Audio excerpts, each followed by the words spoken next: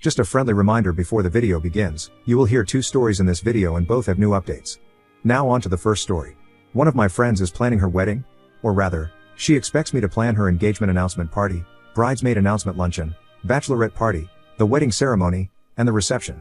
She also expects me to contribute financially, while not attending the wedding because, and I quote, "My fiancé used to have a crush on you and I don't want him to be tempted to run away with you." Can you imagine the embarrassment of being left for you? Ha ha ha. What?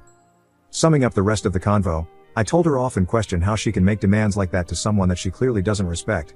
She said that I planned one of my aunt's weddings and I both planned and funded a friend's baby shower. This was my best friend since elementary school and she has no family willing or able to support her. This was me making it clear that I'd be there for her and her child as a godmother. I don't get it. This particular person always rubbed me wrong, but was always in the friend group. Her fiancé is genuinely kind and always talks on how she's not that bad. But are you seriously not an entitled jerk when you want someone to plan an event, partially fund it, and not attend because you're insecure? She's still texting me potential venues right now as if I didn't tell her off and hang up on her 10 minutes ago. Update 1: Talk to the fiancé and he's getting off soon. We're gonna meet up at a mutual friend's place. I already texted that mutual some screenshots and she's trying to see what she can get from Bridezilla. Hopefully whatever is shared will be helpful. Bridezilla allegedly plays her entitlement and dislike of me off as a joke, and that's why most of our mutual friends laugh at. Don't see how that's even remotely funny, but whatever. Gonna meet up in half an hour or so. Update: Bridezilla friend who wanted me to pay and plan for her wedding but not attend it. The night and early morning has been spent spamming the friend group chat with screenshots of delusion and anger. So to update everyone that asked for one, I met up with the fiancé, who I'm gonna call Ryan, and a mutual, who is Rachel, around 11 p.m. at that mutual's place. I noticed someone said it seems like I'm into him and I want to clarify that I've been friends with him since high school, freshman year. He's someone I care for greatly and someone who has been through a lot in regards to bad families and poor examples of healthy relationships. The way I treat him is the way I treat my best friend Kim, the one that I'm godmother for. This meeting could have gone south quickly, but I'm glad I involved another friend. I showed him the texts first and told him about the call. I explained to both him and our mutual that everyone laughing when Bridezilla does things like that hurt my feelings and contributes to her thinking it's okay I'm the go-to friend, all reliable who supposedly never says no. And yeah, I help who I can, but I am not a doormat. Ryan was confused about the crush thing and fixated on that he didn't want to acknowledge anything else at first. He eventually just cried and Rachel took over by telling him that she's also been texting Bridezilla and the way she speaks about me when she thinks she has a fellow anti-op isn't cool nor healthy. Some of her texts from Bridezilla were awful. Most being about me getting Baker acted in high school, and one Rachel wanted us both to see was a list of female mutuals not allowed to attend or have contact post-wedding because Ryan called them pretty, but I'm the only pretty one in his life. Lamau. I asked Ryan permission to blow it up, if he was okay with me sharing everything in our main circle of friends. Honestly, I don't want to put him in a worse spot, but I already know Bridezilla was getting upset I wasn't responding to her. Her text got extremely nasty and I'm glad I hadn't blocked her yet. He said yes and I, a Samsung user, took the long scene shots and started spamming the group chat with them. No warning, no context, starting with the only text I sent her: "No, I won't plan and fund your wedding and be disrespected while doing it. I get that we're not actually friends, but you don't speak to people like that and think they'll do anything for you." I blocked Bridezilla right after this.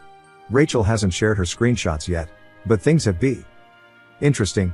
Bridezilla is sending messages through others about me not taking a joke well, but the ones passing it on are saying they're sorry for how they've gone along with that behavior.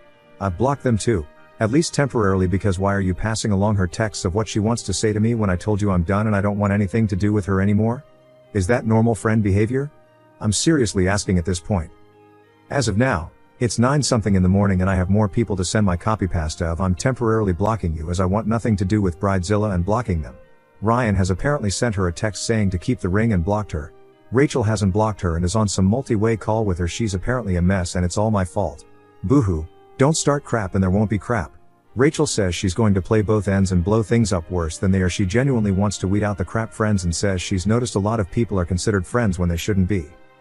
Anyways, thanks for all the comments, support, and advice on my first post. My first method definitely would have caused way more drama, meeting Ryan alone in any capacity. And I really hope the steal her fiancé comments were jokes, but I also looked into the suggested petty revenge sub and yeah, I can't bring myself to do that to Ryan when I'm pretty sure I'm aromantic at this point. Upside down face. It would be hilarious to see Bridezilla's meltdown. Not worth hurting one of my besties. Relevant comments that the UP replied. Daylily61 asked if Rachel really is your friend. She will respect your wishes and not stir the pot. Defending you is one thing, But using this situation to create even more trouble than there has already been, is another.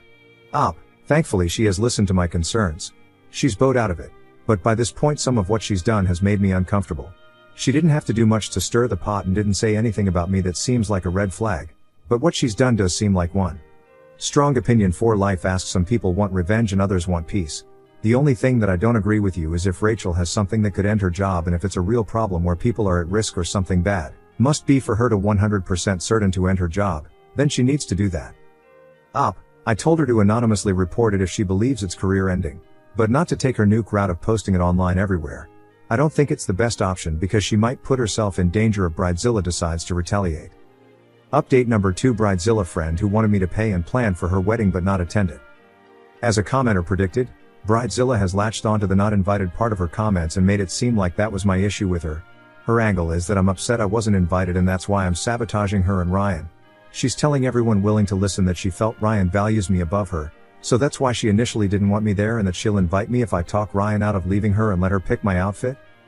The above and her "it's a joke, get over it" mindset have revealed far more about those I considered friends and associates than I'm comfortable admitting I ignored to keep mutuals or just genuinely missed. I allowed a lot of toxic behavior around me when I cut my mother off for a lot of those same behaviors. I feel dumb, to be honest. Like, really dumb and close to tears. There are in fact people I need to cut off. Surprisingly though, it's a small number, 4 of the 15 in our main group. These are people who have admitted to 1. Inviting me to concerts and parties so they have a ride, 2. Asking me to join trips so they had a mom to take care of things they would forget, 3. Asking me to be a godparent because of how I treat Kim's kid, paying for trips, buying random gifts, babysitting just to hang out, having a room at my place just for them, 4. Setting me up on dates so they'd have a doubles partner. I'm gonna go on a very long tirade about this person on the room thing because Bridezilla's entitlement didn't just magically poof away. Apparently I'm meant to give that room to her hypothetical kid. Like, take it from my godson and give it to her kids.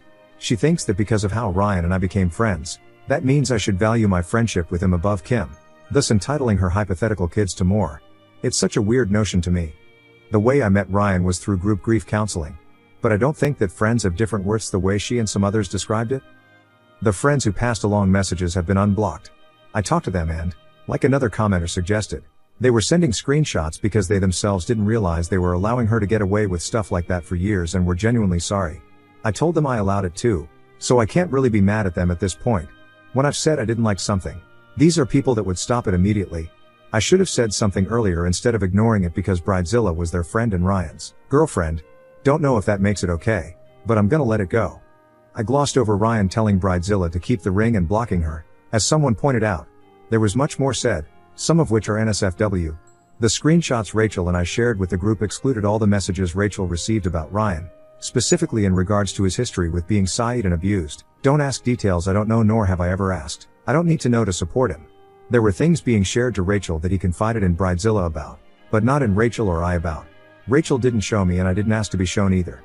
But that's what made Ryan stop fixating on Bridezilla saying he had a crush, and that was why he just cried for most of our meeting. I personally did not see these texts, but Ryan told me that's what they were about and he's unsure what to do beyond cutting things off. Again, he's not good with confrontation yet and he's been working on that. He just knows he can't be with Bridezilla anymore, nor can he keep the "she's not that bad" mindset. He also isn't comfortable nor ready to speak to her directly about what she did. There are aspects where he's going through the realization that, like myself, he cut off an awful parent while allowing himself to be treated the same way by a different person. Rachel bowed out of stirring the pot earlier today when I told her how I felt about what she was doing, but later on she explained her logic and the history behind it when I asked out of curiosity. She was fixated on getting Bridezilla on recording saying these things because she wants Ryan to be able to sue her if he decides that's the route he wants to take. She told me that middle school saw her being outed as a lesbian by a former friend. Bridezilla, who she's known since middle school, had been the only one to stand up for her in their old school when that happened, and so Bridezilla doing this to Ryan led to Rachel genuinely wanting to ruin her life in her anger. She stopped, but she's also admitted that she wants to air out all of Bridezilla's business, things that I don't know about and truly don't want to be told about. It's just been hinted at being potentially career-ending for Bridezilla. She's in nursing and could lose her license according to Rachel. While I understand her feelings, I'm still not comfortable with her phrasing of things. It's just how she talks. But I'm not cutting her off. But I've told her that I don't even think what we did in sharing the screenshots with everyone was the right thing. It's this morally gray area that I'm still trying to understand from her perspective and reconcile with my own morals. I love Rachel, but I don't want anything to do with Bridezilla and those I've cut off officially for my own mental health. The nuke option might end in a far worse fallout than right now. I don't think I can handle that level of drama, and I don't think Ryan can either.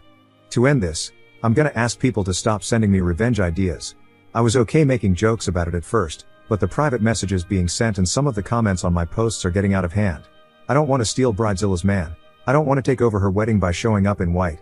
I don't want some elaborate scheme where I infiltrate Ryan's bachelor party as a stripper. Yes, someone sent me that. I don't want to humiliate anyone like that. It was funny up until I realized that the things shared with me from the petty revenge sub happened to actual people. I feel gross and guilty for even humoring this crap in my first update. Bridezilla is an awful person, and while I'm still upset right now, I genuinely can't bring myself to hate or dislike her enough to do any of the things you guys are suggesting. Thanks to everyone for reading, leaving advice, and even pointing out things. And thank you a lot, you/HellaGenX. Stranger or not, you pointed something out to me that I think I just ignored because it was easier that way. I'm gonna grieve the losses, because it hurts to cut people you cared about off. Thanks again. Now on to the next story. Story 2. This is honestly not something I expected to post about, but here's the thing. I have known this woman, 28F, for a while since we are in the same friend groups. She's a nice person, attractive, and honestly, I've always enjoyed my talks with her. A few weeks ago, I, 26M, asked her out on a date. I figured, if she says no, it's fine. But she actually agreed. We went on a date this past Saturday, and honestly, I thought it was awesome. We went out to dinner, had drinks, spent the rest of the night talking, and we even took a walk on a walking bridge over the town's lake. It's not a big one. I dropped her off and was elated. I absolutely loved the night. However, that night when I was scrolling through TikTok on my bed, a post from her, I didn't follow nor knew she had a TikTok, appeared on my For You page. Essentially, she said in the post, "Getting ready for a date I really don't want to go to." That was like a bucket of ice water being thrown on my head. I was so freaking happy, and I just found out she didn't even want to go on a date with me. Don't get me wrong, I'm not saying she has to want it, but please, let me know if that's the case. We don't need to go out. We can forget I even asked her out. But doing this, on the internet? It made me self-conscious? Not sure if that's the right word. Now, I'm unsure about what to do. Should I tell her I saw this or just forget about it? Honestly, it really hurt me, and I'm not really sure I want to give this another try. I mean, she didn't want to go out with me in the first place, right? Update November 1st, 2023. Hello, everyone. Some people have reached out to me through comments or chat, asking for an update on the situation. Sadly, there isn't much to share at the moment, but I'll provide what I can. Please keep in mind that I won't be discussing this further, nor will I reply to comments. Thank you for your understanding. After last week's post, I read almost every comment, or at least most of them. I'm thankful to all those who commented and shared a bit of their own personal story. Some people mentioned that anxiety is normal and feeling like not going out is definitely common, suggesting that I shouldn't look too much into it. While I agree with their perspective and see no fault in not feeling like going out, what bothered me the most in this situation was having to post a TikTok for a significant audition. I'm a private person by nature, and even my social media accounts, like Instagram, have only a single post. I don't really like to overtly share, nor do I want to be with someone who does. It's completely fine to share whatever you want, I just don't want to be a part of it. So, I decided not to contact her. I chose to pretend I had never seen the post and let things be. I understand a lot of people might think this isn't the best choice, but I feel it is the best course for both of us. Last Thursday, a few friends, who also happened to know her, invited me for drinks. We went to a bar, and while we were eating and enjoying our drinks, a mutual friend asked me how my date went, as our circle was aware that we were going on a date. I didn't want to say much, so I just replied, "Oh, it was good, but I don't think we clicked." This friend followed it by saying, "We figured," which made me feel rather uneasy.